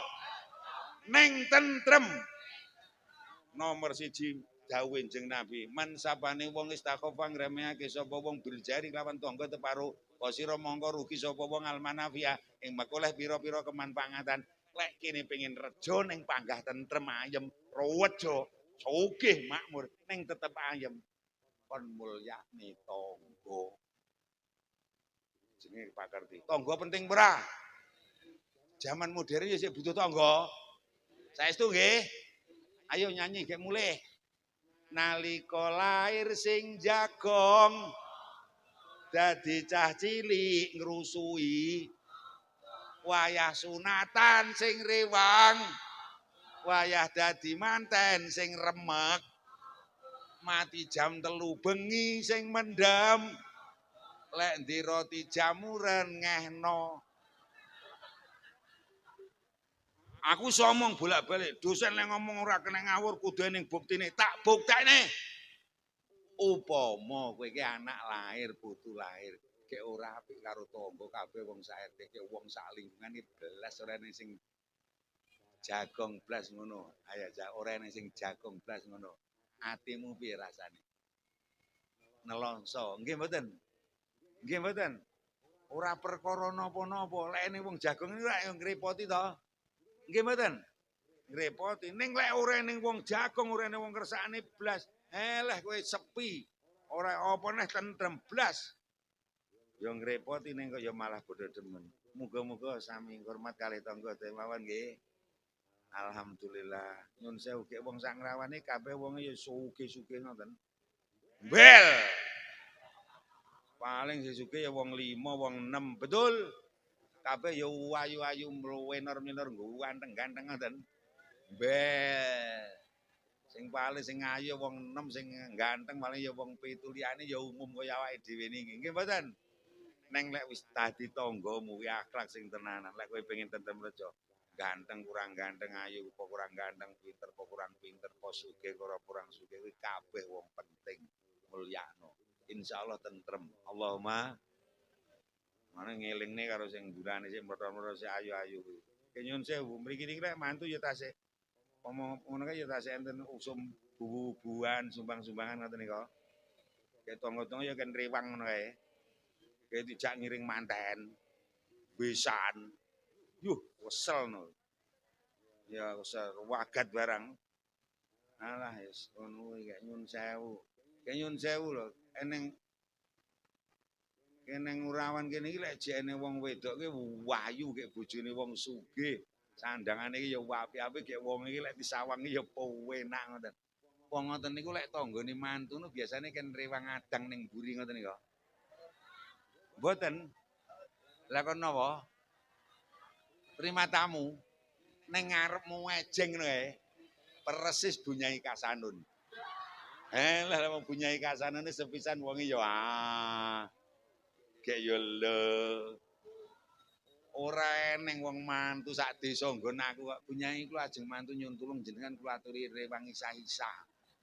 Kabeh njaluk kon dadi penerima tamu nomor 1 ning ngarep dhewe. Yen kula niki lek temu manten biasane jam 2 awan. Tet. Ngoten niku. Lah mosok bojo kula iki Bunyai arep menerima tamu jam 2 iki, jam 8 esuk lha kok wis lekas macak. Wong kene ya eneng, ya bene. Nyun sewu lek kowe pengen tentrem, nyun sewu. Aku ngomongne bojoku dhewe apa? Nyai Kasanun lan yang mantenan iki awak golek contoh. Kalunge gedine sak cagak gendera. Nyapa wong sugih sak sirku rekno. Dawane ki ngantek tekan ngudel to. Ning piye lah wong bojo kiai. Masya kalung dawa teko ngudel gedhi sak cagak gendera. Lah jilbab iki bae teko dengkul. Dadi ra ketok lah mos arep nyang mantenan iki lek kok disilakne ngene iki. Wong kene ya eneng. Ya bene. Kowe lek kowe janji kowe ya bene kowe engko sehat umurmu dawa.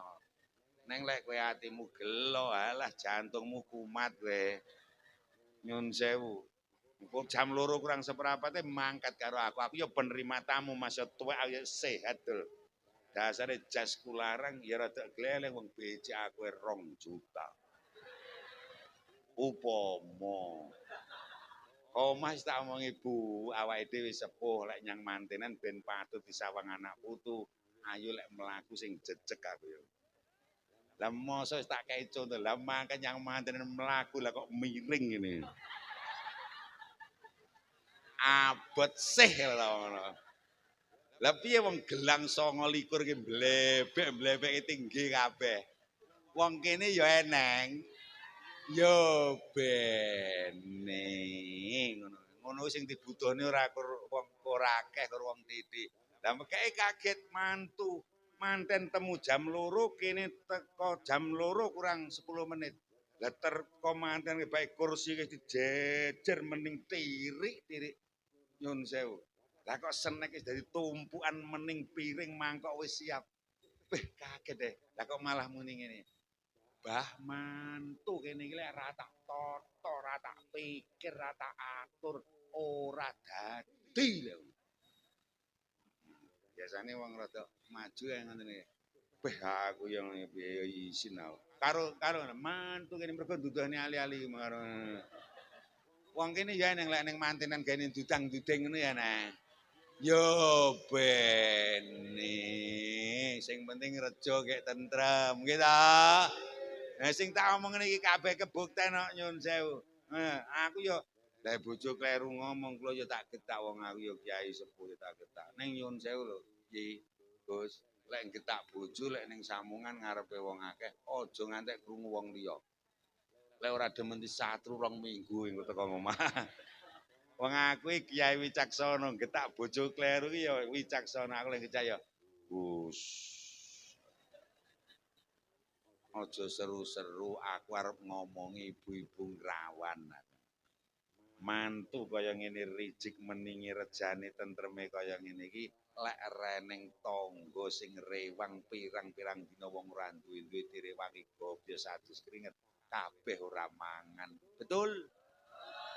Ternyata tangga sing rodok buluk-buluk gek rodok ora sugih-sugih kuwi ternyata ya luwih gek dibutuhne wong akeh tenan. Mulane yo nyun sewu sing rodok buluk-buluk kuwi lek wayah manten teko aja nonyol-nonyol nyang ngarep kowe. Neng mburi kene ndang ndelikne apa ngene sak sing sajake kenek kok go mulih ngono ae. Lah nyapa wong arep pamer gerang ya ora duwe, arep pamer kalung ya ora duwe. Ya ta? Ah wis kono ndang ndelik-ndelikne apa kono nggih. Ngono insyaallah tenten ayo sedaya mawon lungguh nggonmu dhewe. Ayo pisan Kas, lungguh nggonmu. Bar pengajian Yai Kasanon lek kur mumet ukur-ukur vertigo rung tenemen waras jantung janji urung jantung lo janji urung stadium 3 waras akeh sing lapor. Ning syarate baiat malek kula. Ayo bismillahirrahmanirrahim. Sedaya tiyang niku sae, nggo. Sedaya tiyang niku penting. Wis meneng kek lebok ning ati karo merem. Sedaya tiyang niku sae, sedaya tiyang. Pun, saiki jorok-jorok tanggamu.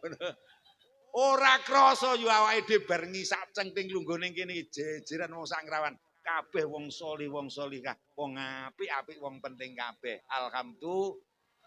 Lah ning kowe ndang mumet jantung, ndang ndredeg umur sakit kita 70. Kuwi janji roh wong pegel.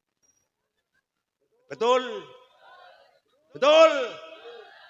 Ya tangga nganggo kalung ya tangga nganggo gelang ya tangga nganggo ali-ali ya Oh tak buktekne Gus lek wong sak ngurawan iki kabeh wong salih, wong sae kabeh.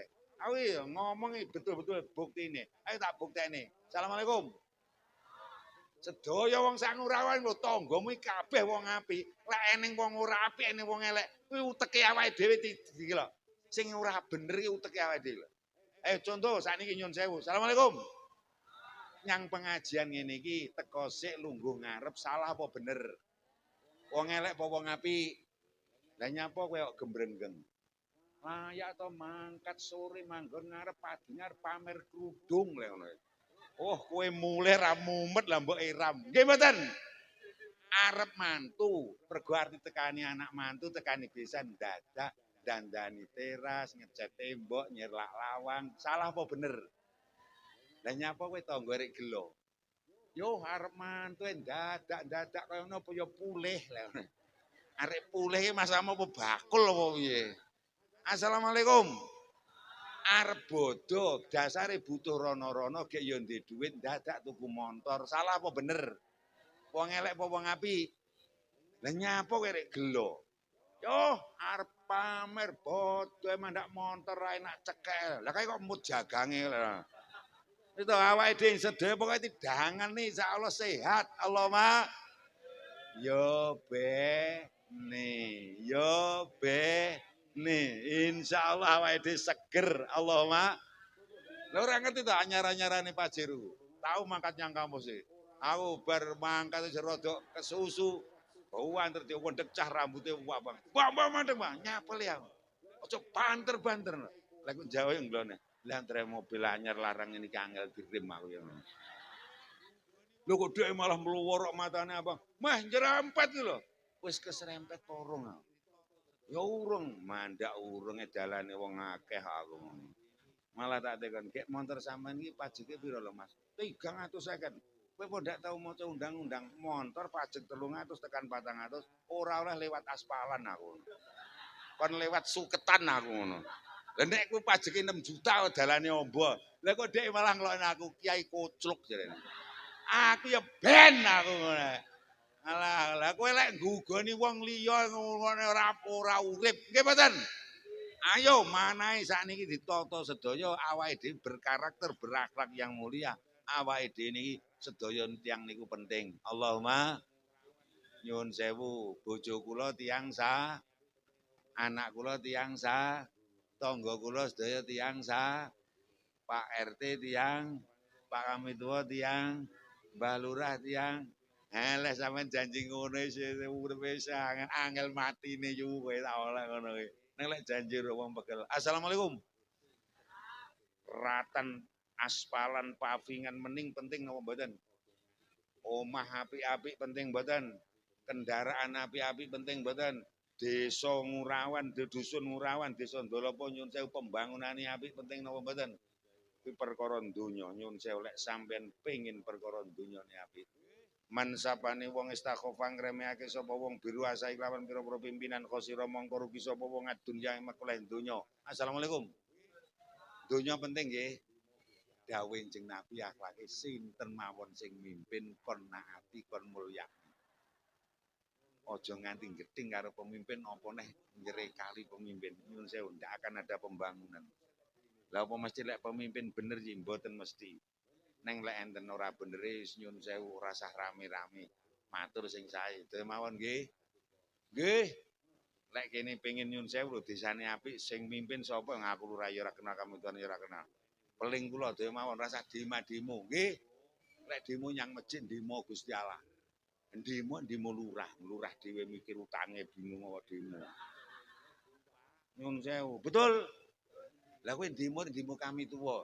Lah ora lho wong tunjangan 2.300 arek kok demo. Tamong ngono. Gamong to. Lah nek demo Gusti Allah ning masjid istighosah nyuwun pitulung. Jaluk ngemen ning Gusti Allah. Salat-salat tahajud kono.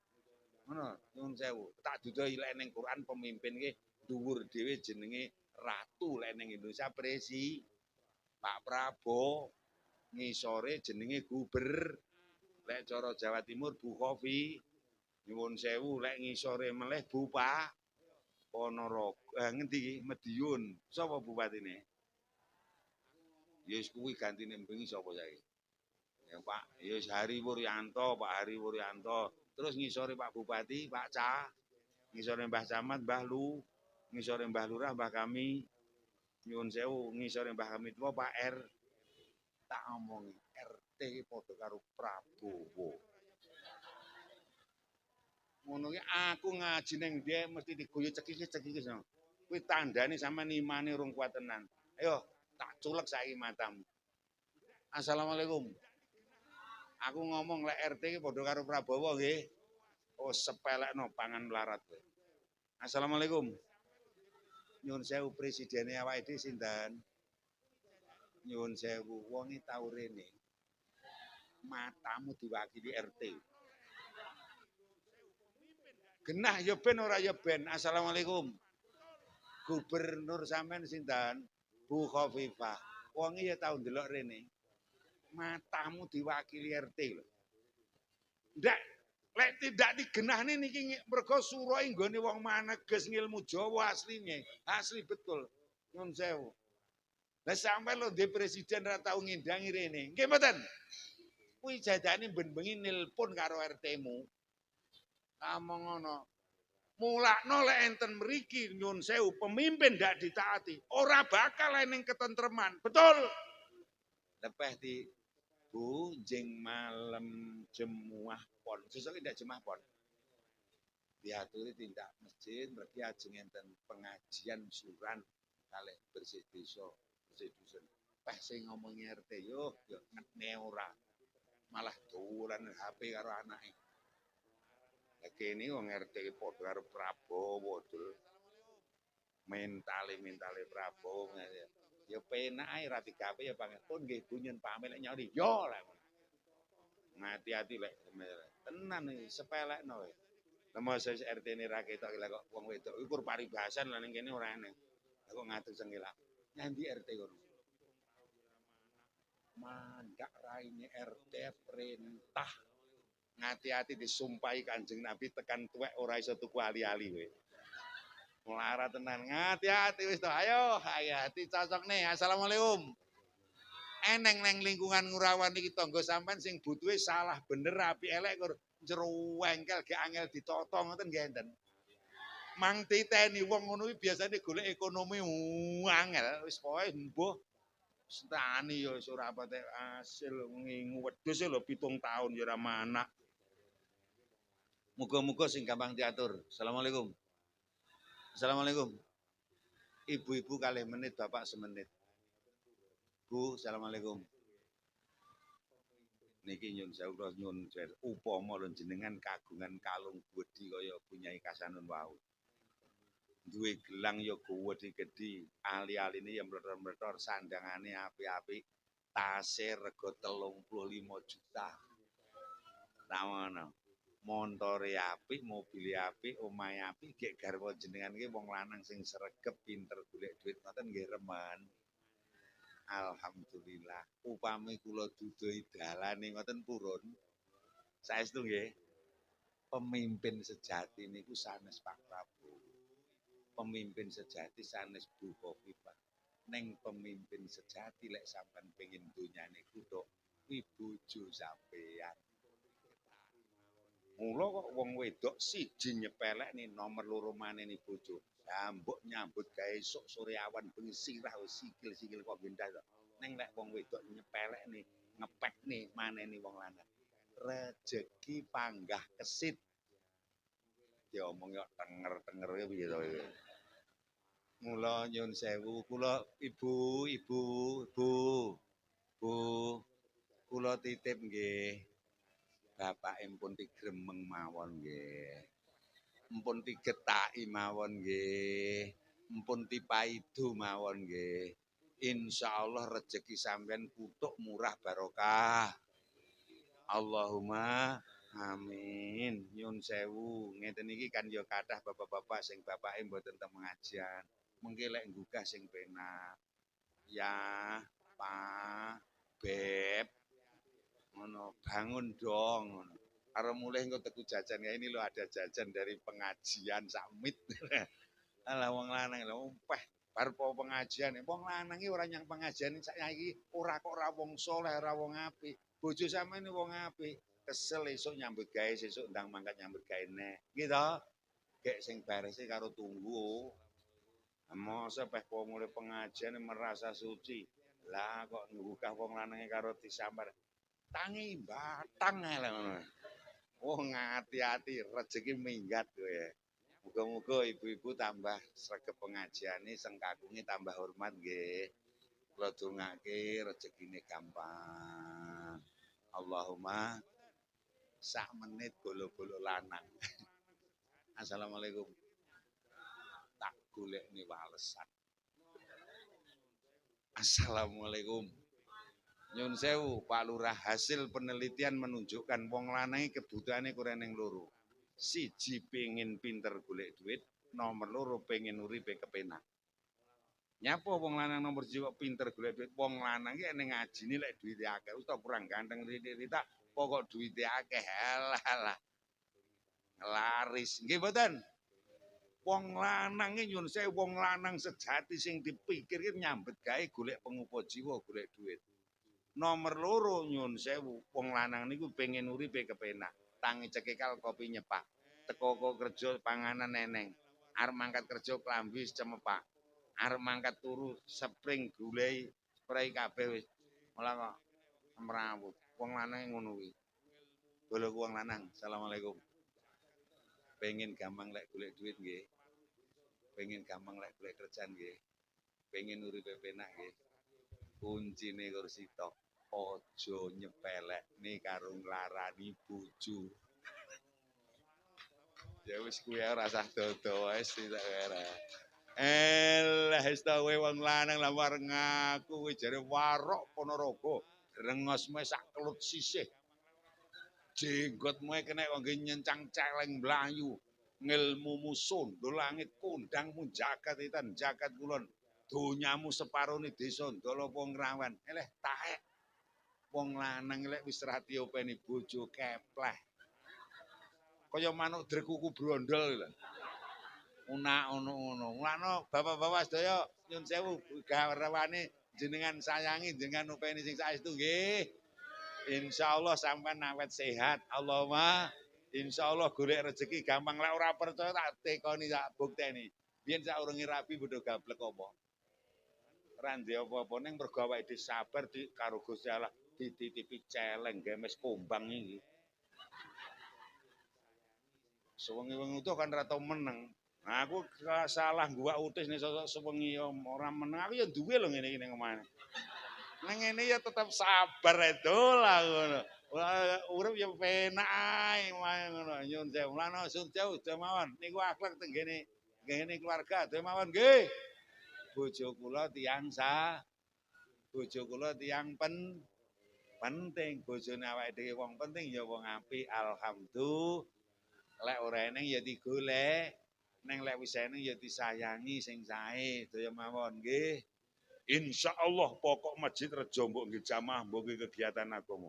Putra-putra kabeh bodho madrasah sekolah pondok, lek wis oleh bodho disyukuri. Tata krama bodho tinggi, wong tuwa diajeni Pak Yai dimulyake, Pak Ustad dimulyake. Tangga teparu bodho diapiki, pemimpin bodho ditaati, keluarga bodho disayangi. Insyaallah ngurawan mencorong kaya bulan purnama. Allahumma ning nyun sewu sing sakniki bulane wis mencorong sugih ayu ganteng jegek ngimutne bulan ki mencorongi ora suwi. Tanggal 12 nganti tanggal 18. Wong ayu ki ra suwi yu. Tak omongi kowe. Sing jek nom-nom aja kemenyek, lek kemenyek tak enteni kowe 15 tahun kas. Aku lek jek urip tak dolan rene. Kowe tak deloke gilani kowe ta ngono. Bulan. Lah kowe ra roh nom-nom aku ae. Lah saiki aku karek masrupe bulan kuwi 28 29 ngene. Alah kowe roh nom-nom aku dul.